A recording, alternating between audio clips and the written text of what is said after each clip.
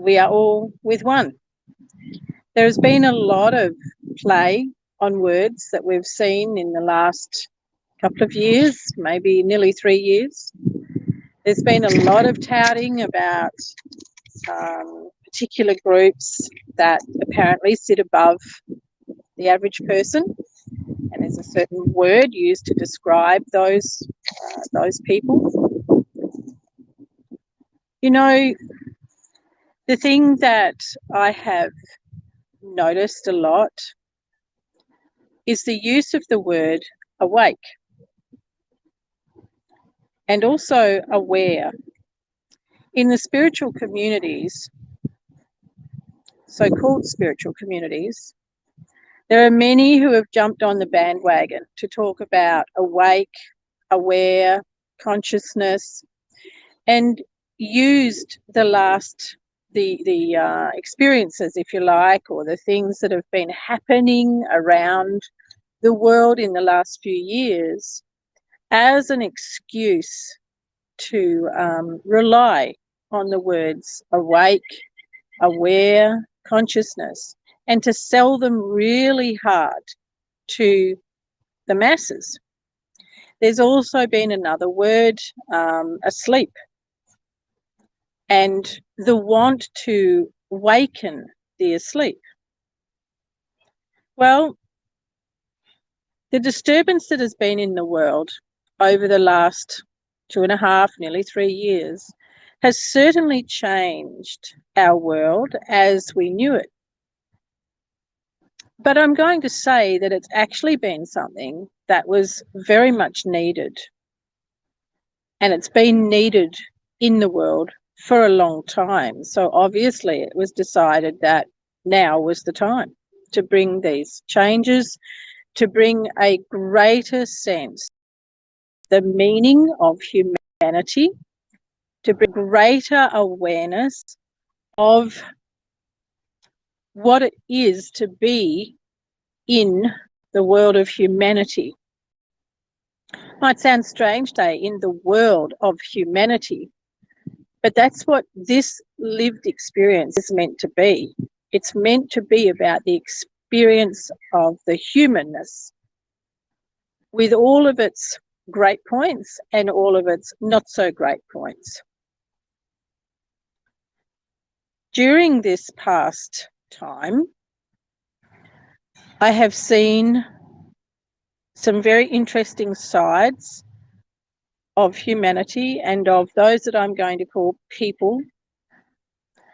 I have seen behaviours that we could say are of old, and therefore say that not a lot has changed. In this, of course, is balance. There's the good, the not so good, and what we might call the bad in among all of it. You know, throughout the history of mankind, there has always been wrongdoing. There has always been those with and those without. There has always been marginalised people. There have always been people who have been segregated, even pushed out of society per se. So what we've been seeing in this last time frame really isn't anything new. There's nothing new. It just has a different face.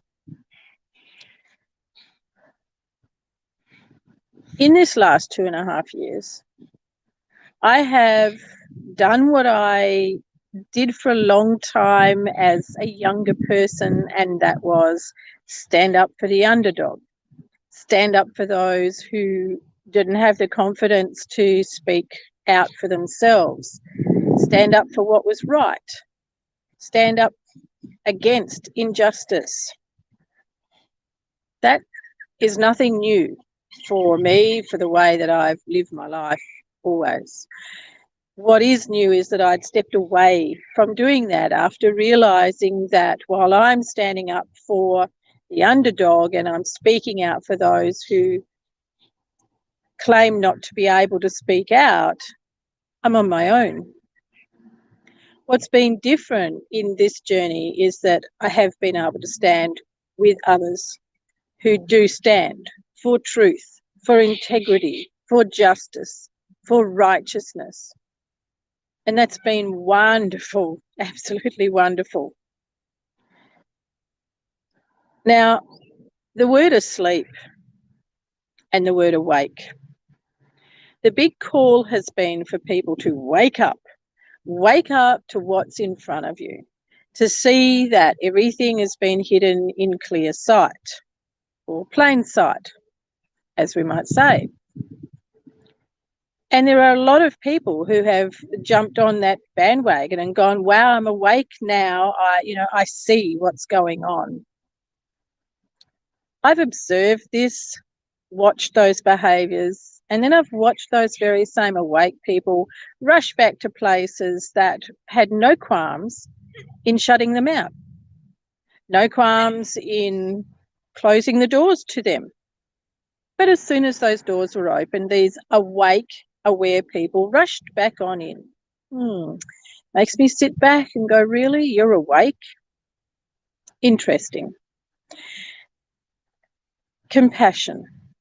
Yes, compassion is a fundamental need. It's a fundamental characteristic of the human being.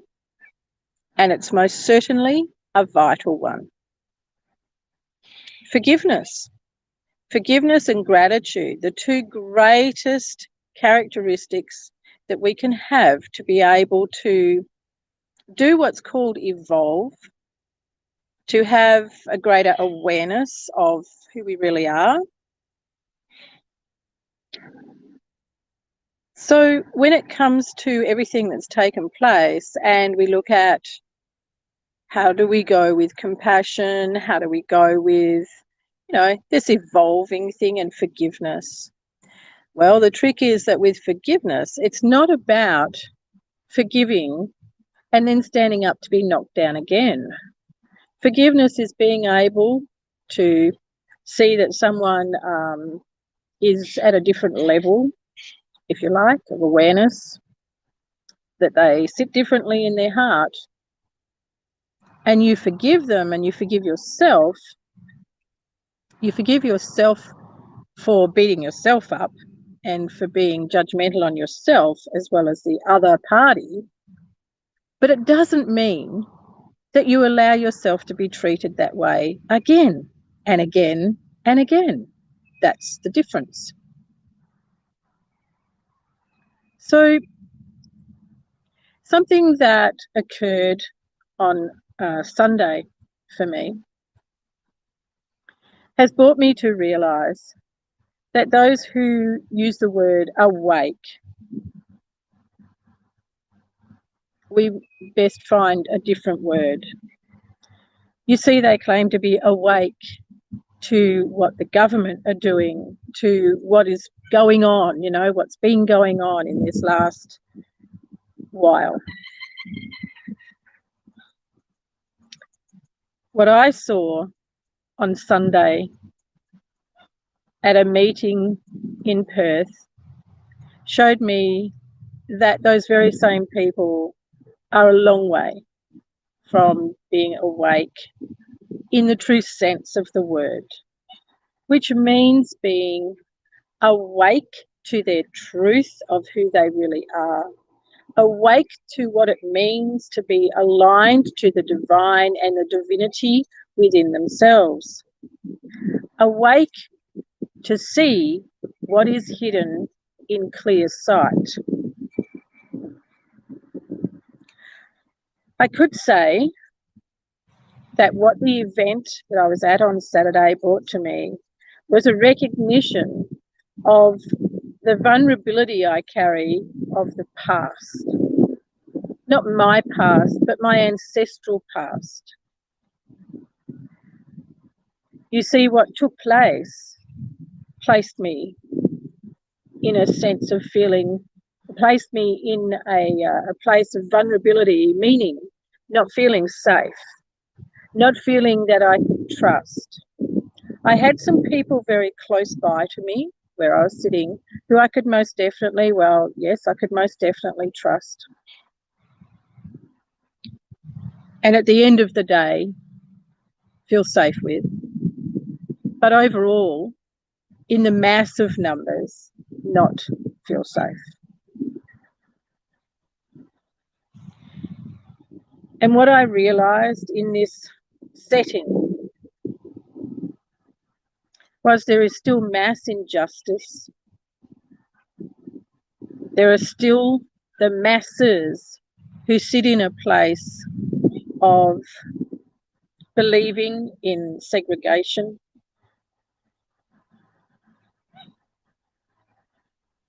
believing in a difference between colour and non-colour,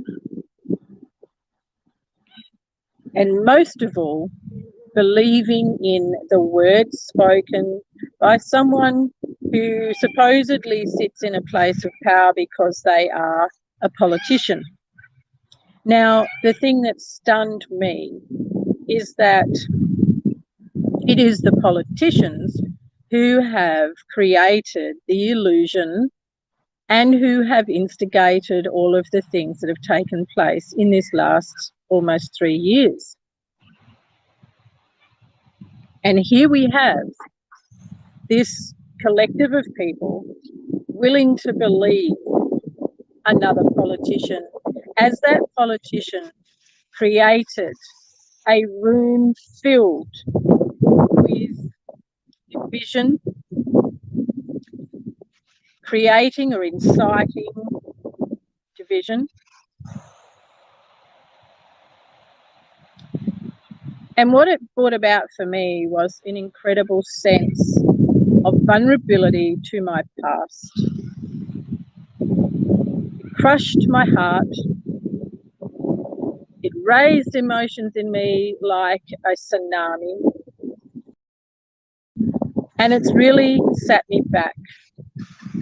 With all the work that I do around healing and alignment with divine, this recent experience has really brought me to a place of deeper awareness, deeper knowing, and a sad place to find that awake is not awake. You see, when you're awake and you are aware, it means that you are in a higher level of consciousness, that you are closer than ever to the being that you truly are. And to be closer to the being that you truly are means that you can see what is hidden in plain sight, means that you can see what is going on. And yet, the majority, absolute overwhelming majority of people in that setting were unable to see that they were being played. They were being played yet again and used as an instrument of creating disturbance, used as an instrument for creating division. As they applauded loudly, cheered at what was being said. Now that I've had time to sit with what that brought to me and the crushing feeling that it brought to my heart, and I'm able to sit with everything that I teach and that I stand for, I see what it really was about.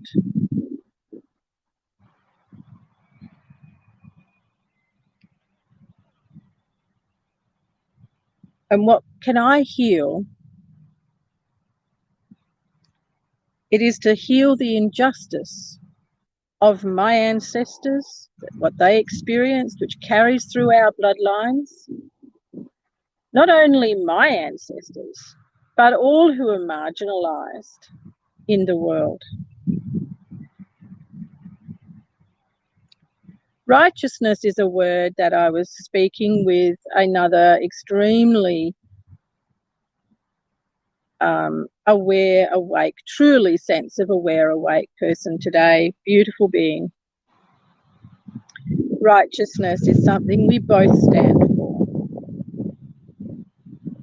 And righteousness is about morally right, virtue, goodness, justice, my favourite word, justice, integrity, morality, all of the things that I carry across my back, across my front, throughout my whole being.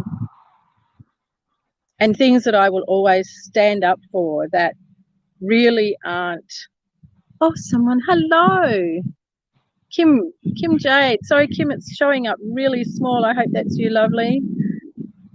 Standing up for what really matters, because it's these things that make a difference in the world. So the vulnerability that I felt in this particular setting and the intense distress that it brought to me is something that was extremely uncomfortable, and as I said, crushed my heart. My physical heart was in pain. For the last 2.5 years, I've been a consistent warrior of truth, and I've stood up for those who believe themselves to be awake. And it's amazing to then come out the other side and find that awake is not awake. It is so very heartbreaking to see that the injustice of intolerance, or the injustice and the intolerance is alive and well, and yet these people call themselves awake. To see that they are so easily played by a politician, the very same people who have led them astray in the last 2.5 years because they've been so unawake. To have this experience on Sunday has been a massive shift for me and an up-leveling for me, if you like. One thing that I will always stand for is righteousness. The other is justice. I will always stand against injustice. And now that I have a clearer view of those who believe themselves to be awake, it brings about a new energy, a new knowing. My service to humanity, my service to those who sit in a place of integrity and those who are aligned to whom I call God, or to a higher being, if you like, and those who are truly aligned and know what it is to be aligned to themselves. My work there will never cease, and it will always be from a place of deep compassion, love, harmony, and joy. And what I hope for now, after the experience that I had on Sunday, is to be able to bring those people who are still very much asleep, those people who believe in what is put in front of them by a politician, a high-ranking CEO, you know, people of the corporations. Hope to be able to bring them to a place of seeing what is in front of them. So my YouTube channel, Gwenda Smith, Prophet of Truth, is going to be very consistent with my commitment to humanity and to bringing humanity to a far greater truth of what it is to be awake and what it is to be aware and therefore conscious. The experience on Sunday was nothing short of disturbingly sad, nothing short of heartbreaking. I was dismayed, astounded, and for 2 days really lost for the words to express, because the pain in my heart was just too strong. The overload of emotion, like a tsunami, was too strong. And now here we are, Tuesday, and I have the insights, I have the awareness of all that I experienced on Sunday. And now I can heal that. Now I can step forward with greater ease. It's very hard to see. Oh, it's Bree. Hello, Bee. Lovely to have you on. Thank you, sweetheart. Righteousness, integrity, morality. For me, just not something that you compromise on. They are a way of being, a way of living. Standing for injustice, for me, is a must. And that's why I've been so very vocal in the last 2.5, nearly 3 years, for those who don't have that confidence to stand up. And a fight for what is right, a fight for what is just.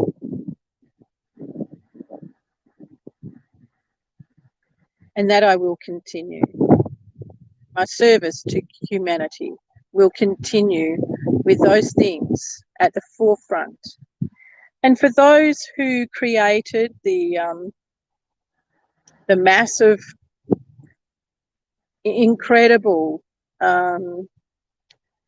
energy of separatism, division on Sunday, I have much compassion, and in a lot of ways I feel sorry for them. I hope that they are able to really understand the word awake and to awaken to what it is that is right in front of them. I hope that they will be able to do that sooner than later. So, welcome to the Prophet of Truth channel. I'll look forward to bringing forward more awareness on this channel, and I'll also be looking forward to bringing things that are in clear sight to this channel. I would really love you to subscribe and also to share, because my dedication to humanity is my life's work. My dedication to paving the way, being a way maker. My son told me way back, 2015, maybe before that even, when I said to him, oh, I'm a way shower, and he said, no, Mum, you're not, you're a way maker. So making the way for people for human beings to know their true selves, to reach that inner power that they have within, to know what it is to be able to self-direct, to heal, to be self-observing, to do what's called evolving, when really all the time that's about coming home to who you are rather than who you've been constructed to believe, and also to who you've been